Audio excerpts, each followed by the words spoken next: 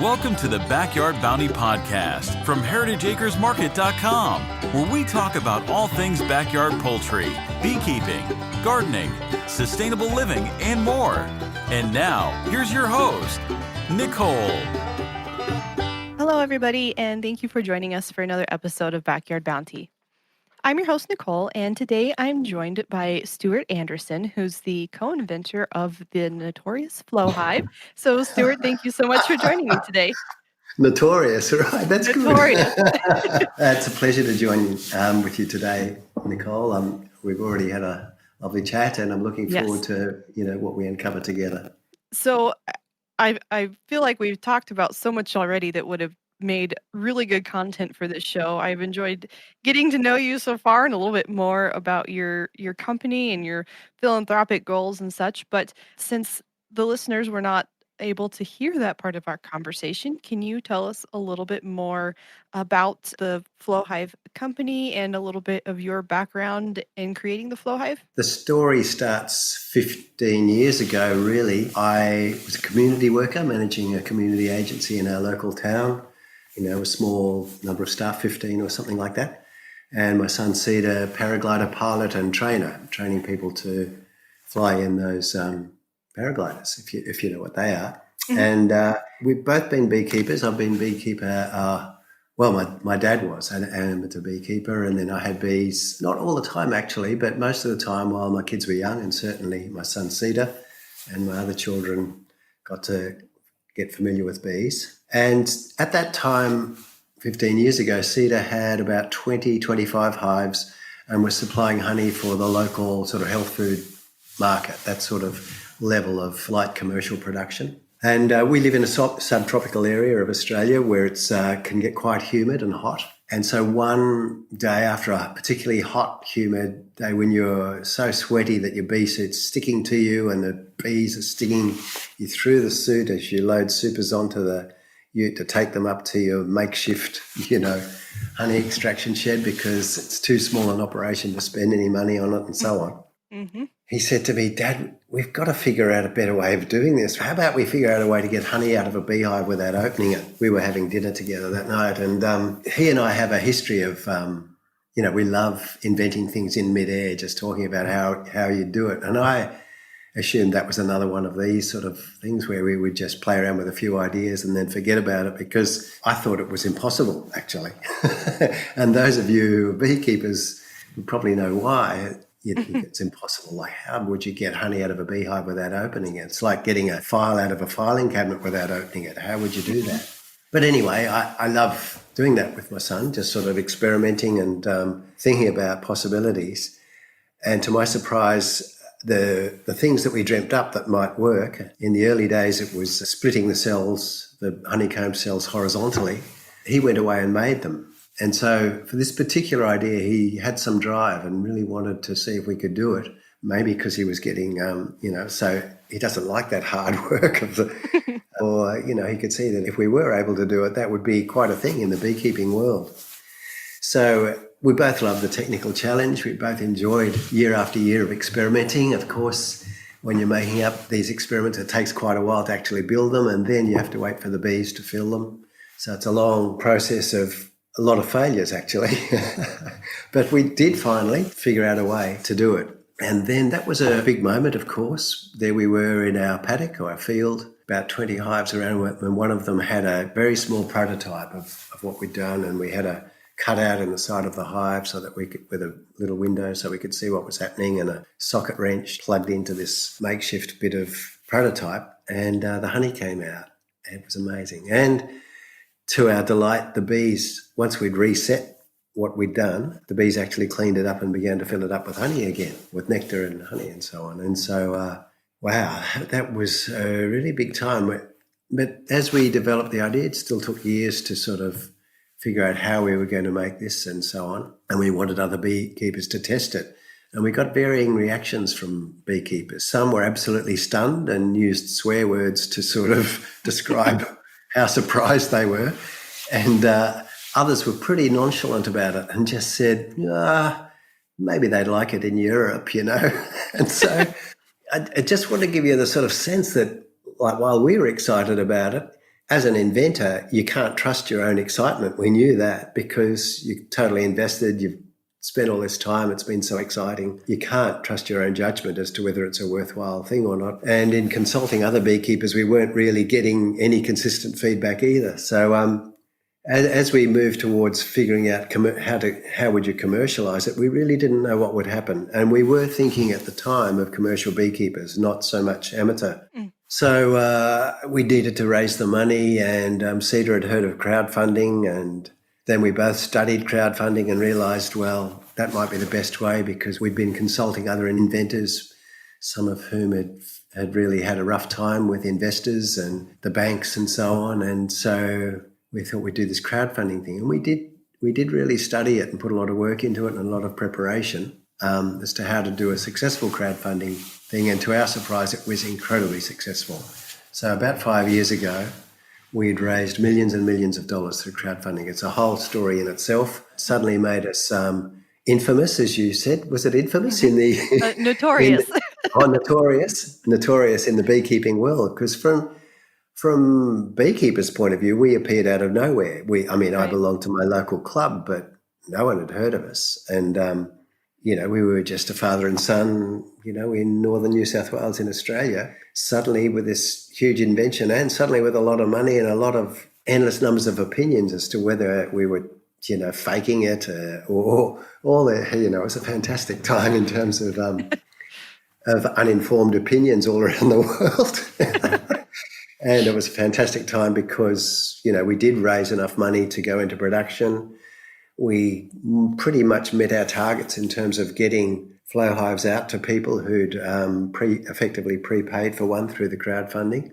And, so everything was happening all at once. All of a sudden, from having no money, actually, and I'd borrowed money from my brother and my father, we had an income and money to tool up and get Australian companies and one American company to make these hives for us and distribute more than 20,000 of them around the world. So Flow really burst onto the scene, and I want to acknowledge that because there's an understandable reaction to us appearing with such a sort of a sonic boom around the world. Unlike, I feel, a lot of products, you guys aren't serial inventors or engineers. You're just a father-son beekeeper duo that wanted to make something better, and so you did. That's right. We're not serial inventors, although we do have other things in the pipeline now. Yeah. Sure. So for those, and I don't imagine that there's too many people that are unfamiliar with the Flow Hive, but basically, well, I should say full disclosure, I personally do not have a Flow Hive, nor have I honestly put eyes on one myself. I've just seen stuff about them online. So basically, it's a beehive with plastic frames that hold the honey, and then you can turn a key, and then that dispenses the honey, and so the honey flows out, and then you can jar it. Is that an accurate enough summary of the Flow Hive? Yeah, that's right. The plastic matrix, it's food grade plastic, of course, high quality stuff. And the bees, there's lots of gaps in what we've made. It's more like a foundation for them to build their honeycomb on. And they actually cover every surface of the plastic with their wax, to a very fine layer of wax on the existing plastic walls. And then they join the walls, the half-formed walls together with their wax, and then fill it, as you know, with honey and cap it. It's like a matrix for them to build their comb on. Okay. Yeah, and you're quite right. You insert a key, and that changes the cells from being cells to being vertical zigzag columns, and the honey can then flow downwards to a trough and then out into your jar or container. What is your future goal for the Flow Hive? Is there anything that you have working on that you can share with us, or where do you see the company going forward? Well, one of the criticisms of the Flow Hive was that these new beekeepers won't necessarily look after the brood, and you still have to lift the super of the hive. As usual with most Langstroth hives, you have to lift that off to inspect your brood.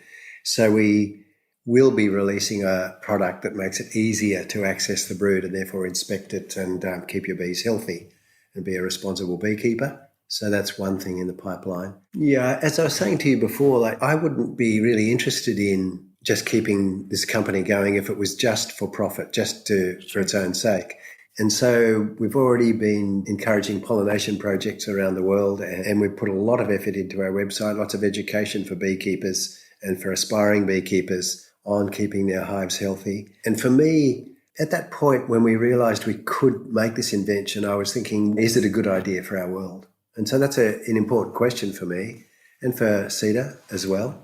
Is this invention a good idea? Is it like just like another landmine or something that's destructive, or is it something that will actually help? And people have been concerned about colony collapse disorder, bees dying off and perhaps insects in general. And I was thinking, I'm not sure that the Flow Hive will make any difference to that, although it should make it easier for people to keep more bees if their environment can handle more bees. Mm-hmm. But it didn't seem to directly help. But where I thought it could make a difference is a lot more people might be inclined to keep bees. And I think the more people that learn about bees and sort of viscerally really learn what it is to take care of them and what they're doing and enter that fascinating world that, the learning never stops. The more people that do that, the better. We're learning about ecology and about diversity and about the extraordinary web of life that we all completely dependent on and live in. And bees themselves are a remarkable creature. They're very, very different from humans. Like we might give the queen bee a name, the queen, but she is not a queen. And there's a lot to learn about the role she does play in the hive and then how the hive makes its decisions and so on, really. There's so much to understand. I think the more people that understand sort of our part in nature and our interdependence with all the creatures of the world, the better. And beekeeping is one way into that. Yeah, I know. I definitely experienced that firsthand. We were talking a little bit before, and beekeeping was something I wanted to do for a long time. And I finally just was able to jump into it one day. I asked my husband for a beehive for Christmas, and he got me just the empty hive. And then it sat in the shed for a couple months, and then I caught a swarm that following spring. And Oh, wow. yeah, and I didn't think much of it other than, well, bees are kind of cool, and I already have, this sort of hobby farm, and it'd be a good addition. But it really changed me incredibly. All of a sudden I noticed when the pollen, things were pollinating and the different weather cycles, and it took it so far as to even changing my diet, day to day. So I think that, like you said, learning and experiencing bees really has a ripple effect on how we treat our food sources and the ecology, and it really just the benefit of keeping bees really goes beyond the beekeeping itself. Yeah, we agree on that, and that's lovely. And that was more my reason for keeping going than anything. If it was just about a company and making profit from an invention, it wouldn't have held me in the same way. So I'm really pleased that we're employing 45 or 50 people now, and some of those people are doing more pollination type projects and helping out projects, and some, of course, are involved with the shipping or the making of the hives and so on. And we've kept our manufacturing, we've pulled it back to being local and Australian. Not a great commercial approach because you can get it made more cheaply in Asia, but it gives us control of the quality of the product, and that's been quite important to us. So we were talking again before we were recording, and you were mentioning that you were here stateside recently for some of the recent conferences. Now, in talking to some of the beekeepers here in the States, and then, what you've learned through your experiences and such, is there much of a difference in the beekeeping between the US and Australia? Are the bees basically the same, or is there any, really significant difference between the two?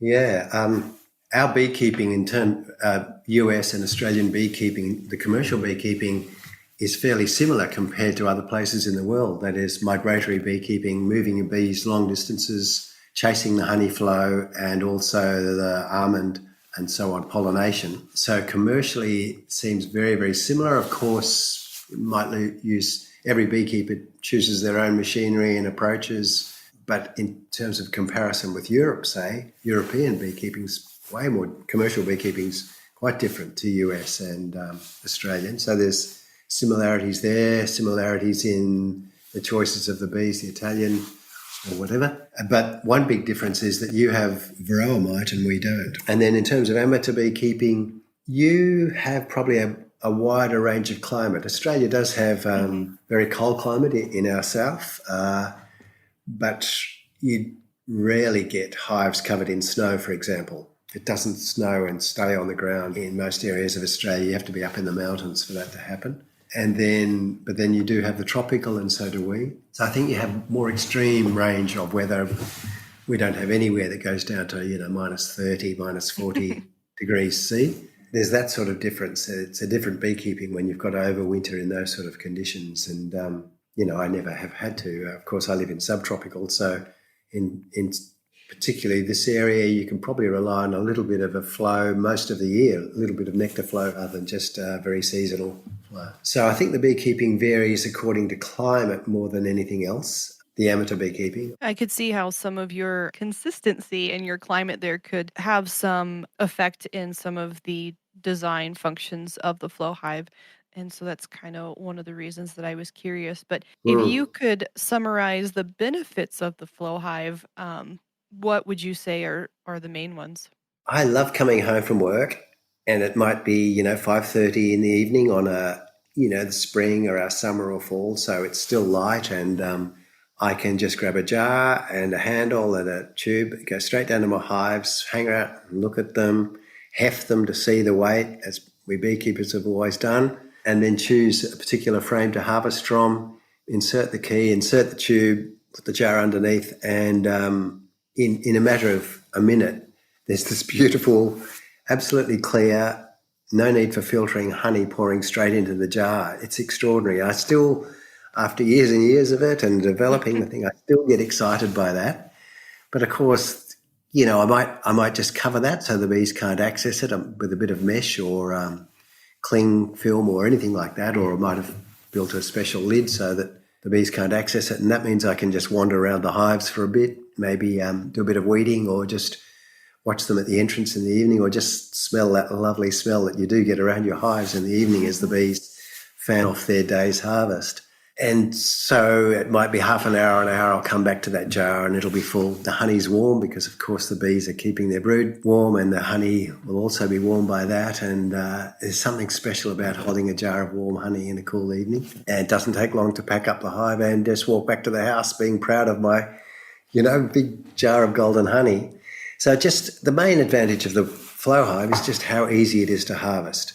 No more sticky door handles, no more sticky floors, no more annoying the rest of the family, filling up the bathroom or the laundry or the kitchen, whatever you're doing. It's just so easy, and it's so good to be able to include children. We've found that generally if the bees are on a flow, and usually you're only harvesting when there's a flow on, then the bees are just out the front of the hive. They rarely come around the back to see what you're up to, which means, you can give the kids a veil if you want. You got to know your own bees, but basically you can invite children as young as 3 or 4 years old to be part of the harvesting at least, and then get intrigued by the bees.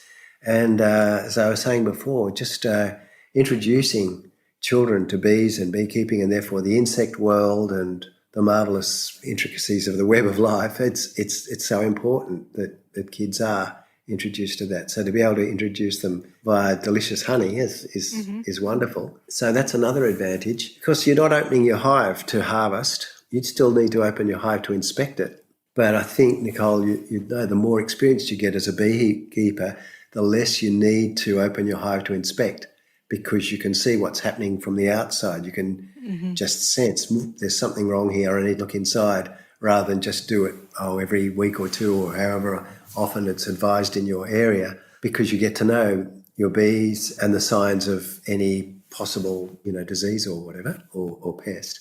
So therefore, and the harvesting, you don't need to open the hive, so the bees don't get disturbed. And some beekeepers believe that opening the hive stresses the bees and can make them more susceptible to disease if you open them a lot. Now, that every opinion in beekeeping circles is contended, or contentious, but it is an opinion, and that's what some beekeepers believe. So you don't have to disturb the bees. It's really, really easy. And the honey comes out absolutely clean. As I said, that surprised my son and I. We thought there'd be flecks of wax at least in it. And of course, we're used to extracting in the old way, where you get half bees and bee legs and wings, and as well as lots of wax and so on that you have to filter out. Well, you don't have to with the Flow Hive. It comes out clean. It's amazing. And it's also remarkably fresh, tasting. Now, that's something that we didn't know about or expect, except that when we were in our testing phase, it was actually a Canadian beekeeper that said, this honey tastes really special. This honey tastes like you're biting into fresh honeycomb without the wax. And we thought, he's just got as excited as us, things taste better when you're excited. And so we thought, that's lovely, but we didn't take too much notice of it. But we kept getting reports like that. And of course, we thought that honey, you can taste the flowers. It's very, very vibrant and fresh honey. So we got some tests made at Queensland University, which is a 2-hour drive from us. They had a special 12-person honey tasting panel. They have their jars of honey they're in a red-lit room, so they can't see the colour of the honey, and they can only taste it. And of course, and we'd been as careful as we could to have exactly the same honey extracted by different methods, with the flow frames, with a home rigged extractor, and with a commercial extractor. So the honey tasters could taste the difference. The flow honey, they were able to say, yeah, we could definitely taste what they call the floral notes. It tastes better. Like if you're older like me, maybe your taste isn't as acute as it used to be, and maybe, but there's that advantage as well, that the honey's lovely and fresh and clean straight out of the hive and into your jar. So that's the basic advantages. Ease of harvest, getting children involved, and the lovely fresh honey. Yeah, I think those are a lot of really great benefits. As I'm sure you're well aware, the term Flow Hive on the internet can either Yes. be welcomed with open arms or met with some very passionate opinions. And I'm not really sure why that is. But I do have a list of some common challenges that people have faced with the Flow Hive. I asked around on some different internet sources, and I tried to only talk to people that actually have experienced the Flow Hive. I think that there's it's important not to just get hearsay, but actual people who have had Flow Hives and have had some different challenges with them. But I thought we could talk about a few of those. Yeah. Before we get into that list, do you have any presumptions maybe of why people are either so adamantly for the Flow Hive or so passionately against it? Yeah, I certainly experienced that in the States, and I've experienced it in Australia. I remember even in the very early days in Australia, I was talking to beekeepers. There was a big crowded hall because we were just fresh on the scene and new, and a lot of beekeepers who really I admire. They're way more better beekeepers and more experienced than me. I'm an inventor more than a beekeeper. And so I really admire them. And some of them remind me of my dairy farming uncles, sort of grumpy. And because they remind me of my uncles, who, of course, I loved to stay with when I was a kid, Sure. I really have a warm spot, or whatever you say, a soft spot for these grumpy beekeepers. I really enjoy their company, strangely enough, even though they're grumpy. Having said that, a lot wouldn't come and talk to me. And the ones that did, we could have a productive conversation. But for many of them, they were annoyed or even angry about the Flow Hive. And of course, because they won't talk to me, I can only guess as to why. I think what I was saying before about just bursting onto the scene so quickly, and most beekeepers have been pretty much harassed by friends and family and so on, saying, have you heard about the Flow Hive? This is the early days. Have you heard about the Flow Hive? And so I have, in Australia, we call it shouted, given a lot of beers to beekeepers in a way of trying to atone for how much they've been hassled by others saying, have you heard about the Flow Hive? They're really tired of it. And I've even, in America, when I was in America, there was even jokes made about that in public, about someone said, have you heard about the Flow Hive? And the whole audience burst into a sort of understanding laughter. And so I apologise for that for beekeepers around the world. It wasn't really our intention to create that situation. It was extraordinary time, the crowdfunding success and so on. It also comes out of a background of whole worldwide concern for bees and for pollinators and so on. So beekeepers have been hassled. They're affronted Perhaps they feel we've taken some of the magic away from beekeeping, where they alone could go down to the hive and open it up and handle these marvellous stinging creatures and bring back the honey. And now just a 4-year-old child can turn a handle and the honey will come out. Perhaps we've stolen a bit of the magic. I think the magic's there anyway, but I can understand that. So there was sort of just a prejudice out of us coming out of nowhere, but there were a couple of genuine concerns. And you mentioned plastic. There's an increasing awareness of way too much plastic in our environment, in our oceans, in being buried underground, the microplastics that are even come from when you wash your clothes and get into the soil and so on. And so there's a general concern about more plastic, and I share that concern. I wish we have investigated bioplastics and other things, but at the moment there's nothing on the market that we can use that's good enough quality to do what it needs to do for us.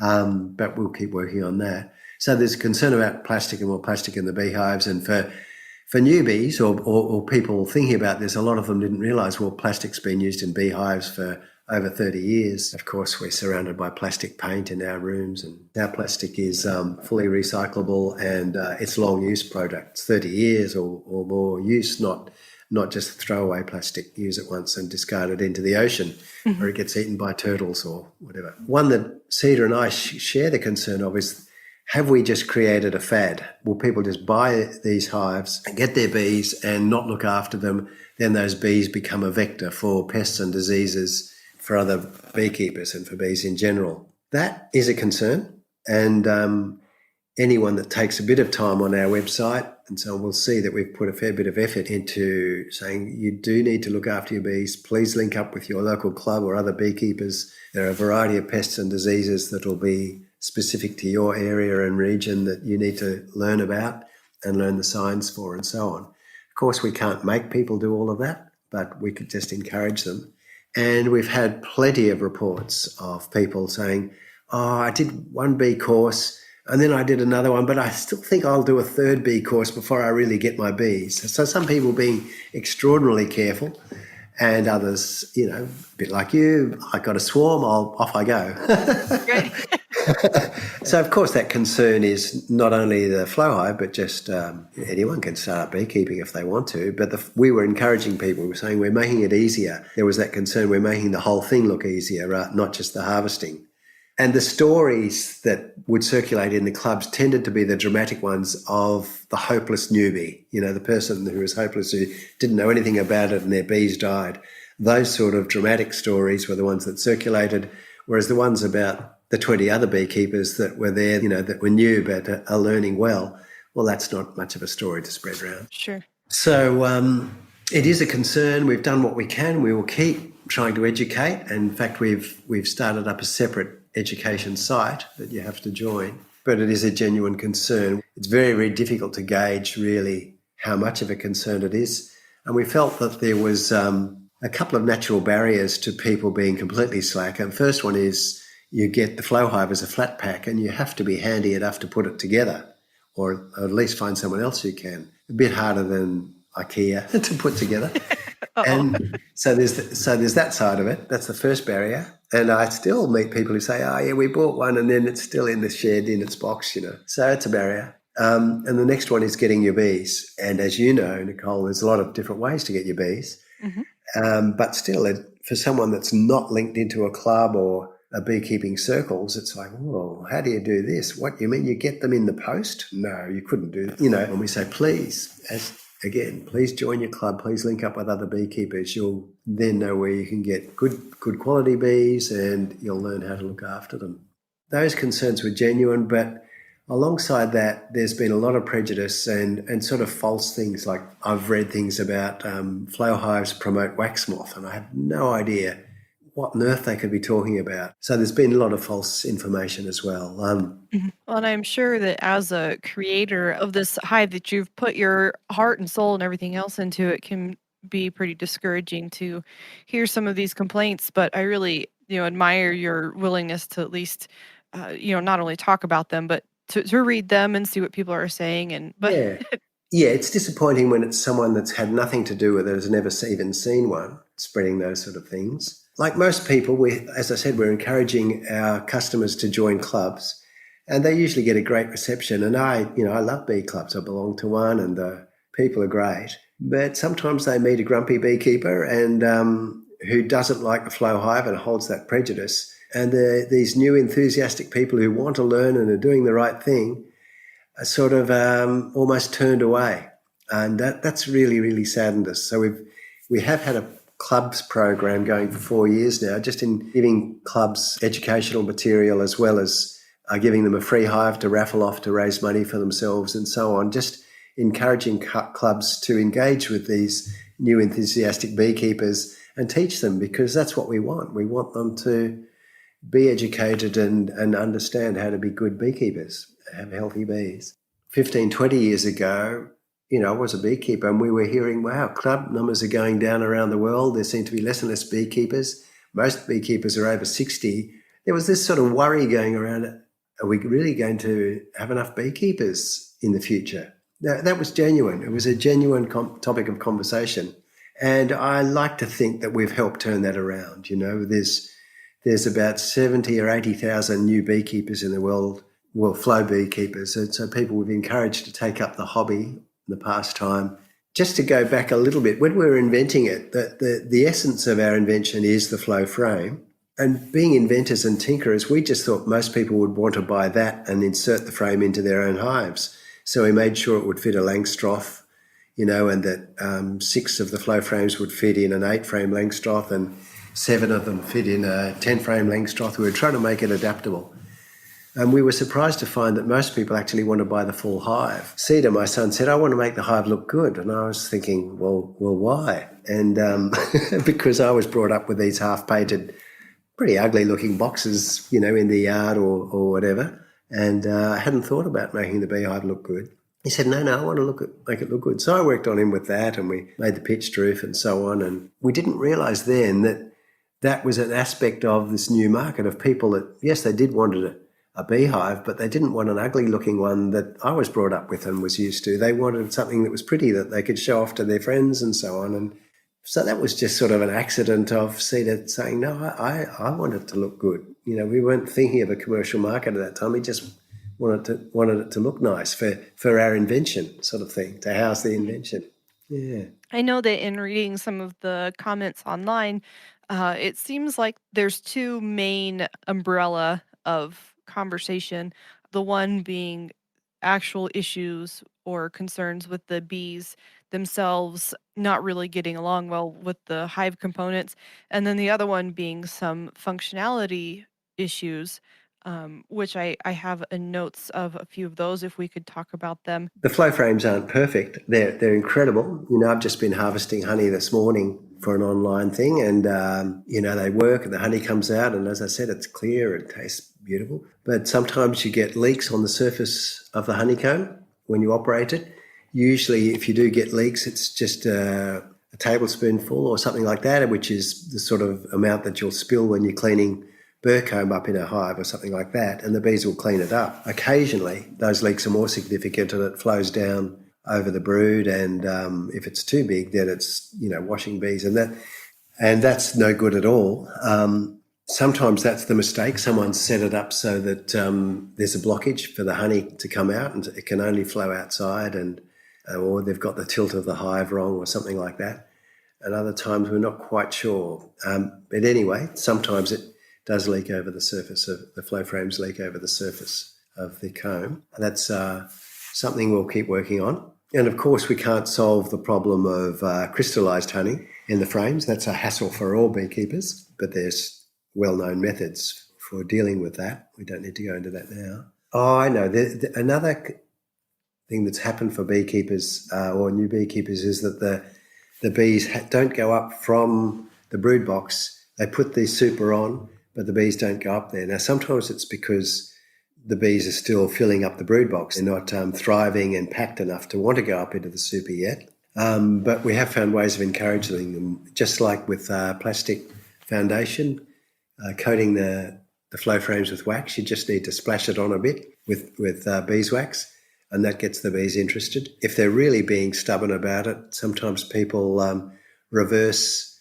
They put the super on below and the brood box on top, so that the entrance is still below, but the bees have to crawl up through the flow frames and the flow super before they get up into the brood. You can still use a queen excluder if you use a queen excluder, and so the bees get used to the flow frames and their smells on them and so on, and there seems to be no problem. After a while, then you can reverse them after a couple of weeks and everything seems to go well. And talking about the super and queen excluders, we tried to design the flow frames so that the queen wouldn't really be interested in laying in them. And we found that that's generally true. She's not. If you trap a queen up in the flow super, she will, but generally she'll prefer not to. But if your hive goes queenless, the worker bees don't seem to have any worry at all about laying drone eggs in wherever they can lay them, including the flow frames. And so sometimes that's the first sign some beekeepers know of their hive going queenless is drone brood up in their flow super. A couple other complaints that I've read, and in no particular order here, is that occasionally the bees will propolize the frames. Yeah, they do that sometimes. So sometimes the first harvest can be incredibly hard to crack. When they do wax and propolize up the frames and you, for whatever reason, have decided to try and open them without any honey in it, it's almost impossible. It seems to be like a hard glue. Once the honey's in it, the propolis and the wax seems to soften and it does work better, but it still can be, that first harvest can be very, very difficult. And the best way to do it is just insert the key, which is the full length of the flow frame and full length of the honeycomb, just insert just an inch or two at a time. And therefore you're only operating an inch or two of the frame at a time. So you don't need all of your strength to crack it. And we found that after the first harvest, it's never glued so strongly ever again. It's just like a good glue joint. It's great when it's a fresh joint, but if you re-glue an old joint that's broken, it's never as strong as the first time. The other ones that I have here, and I'm assuming that this is predominantly in colder weather, is that in the colder climates like we have here stateside, sometimes they don't extract well, or that the honey flows slowly, or that it's hard to tell when the honey is actually ready to extract. Well, I think that's more an issue of the type of honey, the sort of nectar, the sort of plants, because some honey is very viscous and flows quite slowly, and some honeys we get here from our leptospermum, our tea tree, is jelly-like and will hardly flow at all. So, as you know, the super is usually on top of the brood. It's warmed by the brood, and the honey will be warm. It won't, on a cold day, it'll still be warm inside the hive and will flow out. But some honeys are very, very thick. But another advantage of the flow hive is that if you've set it up so that the bees can't get into the jar and so on, which is easy to do, then you can leave it overnight if you want to drain. It doesn't have to drain in half an hour like it usually does. It can take hours, and it doesn't really matter. You're not having to pedal anything or do it. You can leave it and go and have dinner, or whatever you're doing. Or, as I said, leave it overnight, and the honey can flow as slowly as it likes. It'll eventually flow all the way out if you've set it up properly. So I don't see the problem with it going slowly, unless for some reason you're really in a hurry. And as I said, I think it's more the type of honey, the type of flowers that the honey's coming from, than the coldness. It's another advantage of the flow frames with the crystallized honey is that the honey will be warmer inside the hive. As soon as you take that box off, it's beginning to cool, and sometimes, particularly the oilseed rape or canola honey, it will crystallize very, very quickly. Just a couple of degrees drop in temperature and bang, it'll go. So to be able to harvest while the honey's warm on the hive is an advantage, I think. Mm-hmm. And another thing that I've read is that it can be hard to tell when the honey is ready to actually harvest. Oh, yeah. I mean, being able to tell when it's ready, that's a beekeeper's job to learn that. Now, usually beekeepers do that by looking at one or two frames and seeing if they're capped. At least, 80% capped is the general rule of thumb. Hopefully they're all capped. And of course you can do the same with the flow frame. And for our beginner beekeepers, we encourage them to open up, take the top off the hive and lift some flow frames out. They'll lever out in exactly the same way as the wooden frames will, and have a look. And then they're teaching themselves what it looks like on the inside, and they can calibrate that with what they're seeing on the outside. whether it's through the side windows or particularly the back window. In the back window, you get a great view of the frames themselves. You can actually see the bees working down the cells, and you can see the cells filling with honey, and you can see the capping. So after a while, you can calibrate what you're seeing. If you're lifting frames out and having a look at them, you'll know how that compares with what you're seeing at the back, and you won't need to open them anymore because you've got to know it. There's always the hefting the hive, feeling the weight of it, which is what I grew up with, to assess whether it was ready or not. So really that's a beekeeper skill to learn, and whether, no matter what sort of frames you have to learn that your honey's ripe and of below 18 to 20% moisture so that it won't ferment. And I guess I didn't realize that the individual frames could actually be removed, so I could see how you could take it out and take a look and see whether or not it's capped. In some countries, including Australia, it's illegal to have a hive where you can't remove the frames for inspection. So, Cedar and I were aware of that, but we wanted to mimic, an existing beehive as much as we could. And as I said, they're a Langstroth size, but they are adaptable to be, the UK and Europe have different size hives. You can adapt the flow frames to be for those hives as well. But it's important to us, or it was important to us, that they're removable in the same way as ordinary, conventional frames. Yeah, that makes sense. Another one that I saw many times, and after visiting your website, this was one that I could at least understand, is why is the cost of the Flow Hive, it's significantly more than a standard Langstroth hive. So I assume that might have something to do with them not being made in Asia. Yeah, it's got a few different reasons. Yes, we wanted to make sure that the plastic matrix that the flow frames are made of is of the highest quality, so it lasts a long time, it has no bisphenols, and is food grade and so on. So it had to be high quality. Yes, we're making it in Australia, so that costs more than Asia in terms of labour costs as well. And then the boxes and so on that we make, they're not what I was brought up with. Yeah, the cheap pie-in boxes, they're more expensive and they look good. And having said that, people can just buy the frames and put them in their own boxes. They don't have to buy our whole hive.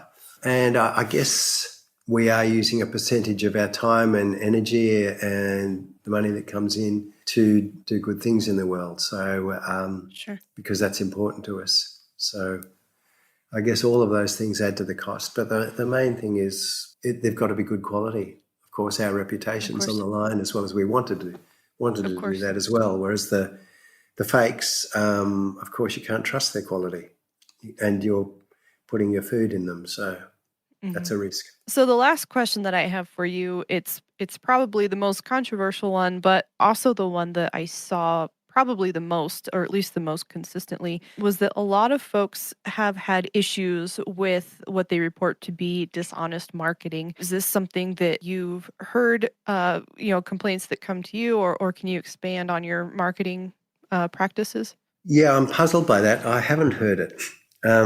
So it's good to get that feedback, although, I certainly have had people comment that in a bit of a negative way, that our marketing's a bit slick, and that'll tend to be Australians doing that, because there is a bit of a cultural difference in how you market in Australia and how you would market in the US, for example, and Europe's different again.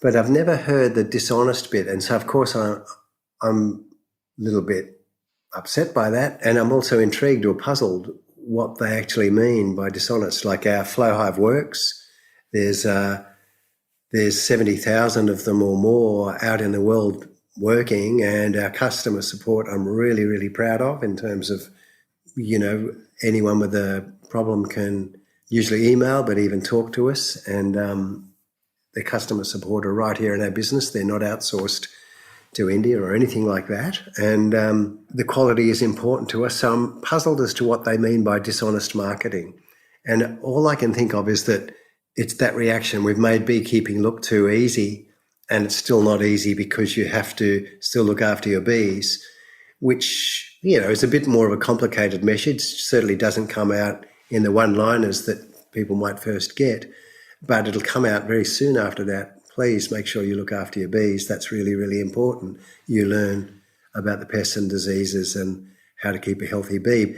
But now I'm just guessing because I really don't know what they mean by dishonest marketing, because our product does work. There's tens of thousands of satisfied customers, and we've just given people money back if for some reason. Like in the early days with the crowdfunding and that, we gave lots of people their money back because they said, I was just too excited and carried away and realised, no, I can't really keep bees. We said, sure, we'll figure that out with you. Yeah, I don't know. I'm just puzzled. And Sure. Perhaps some of those people could actually write to us with their concerns and what they've seen or something. I'm not really sure.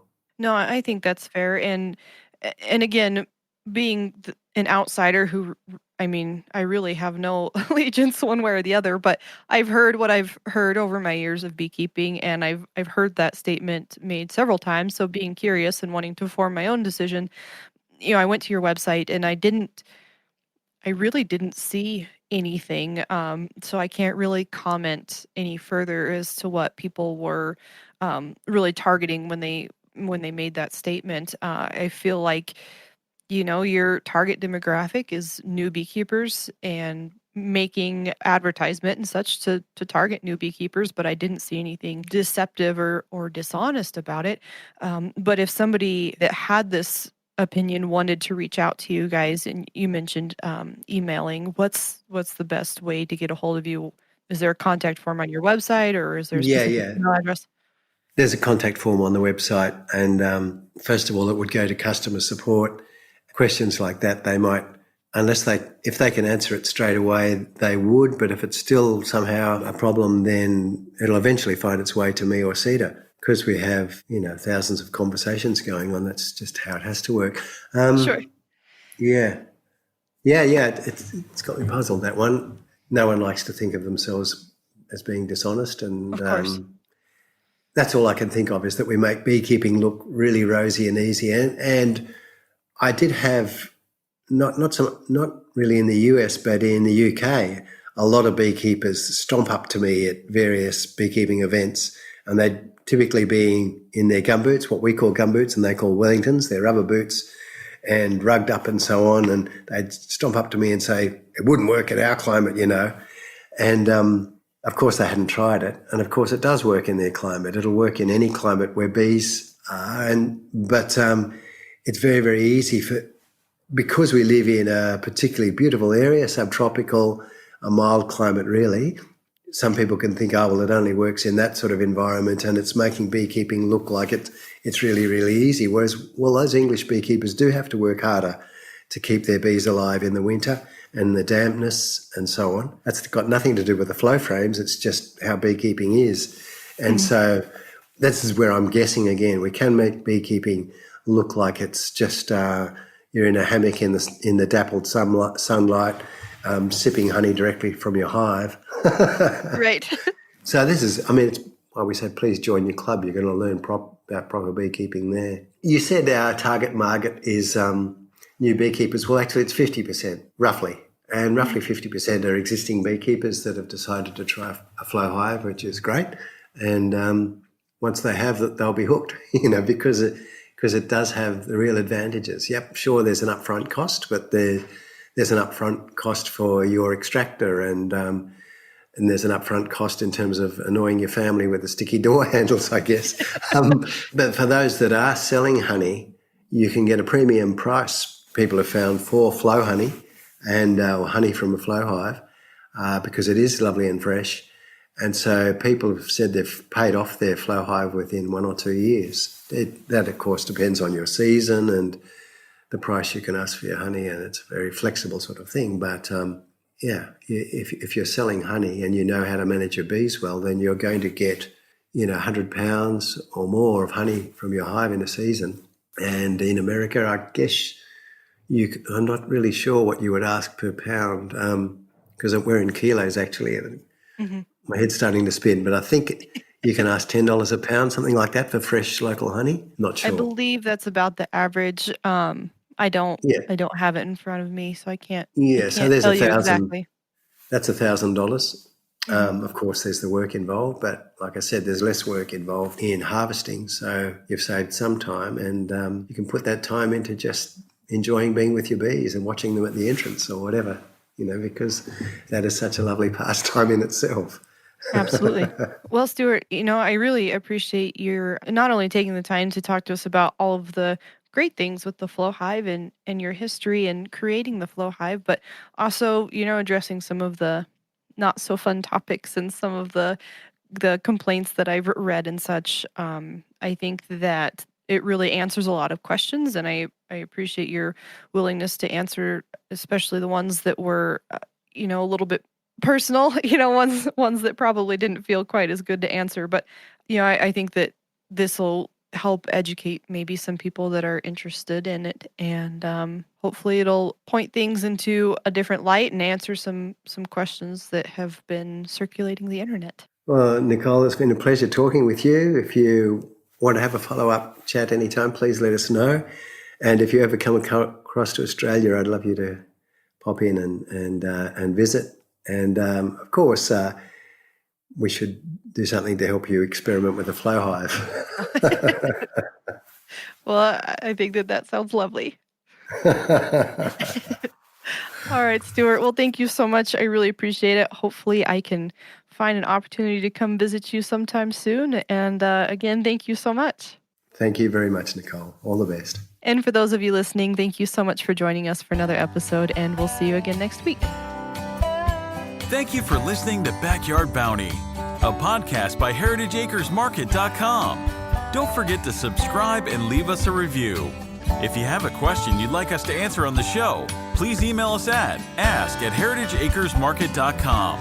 Also find us on Instagram, Facebook, and YouTube at Heritage Acres Market. All of the links mentioned in this podcast will be included in the description. See you again next week.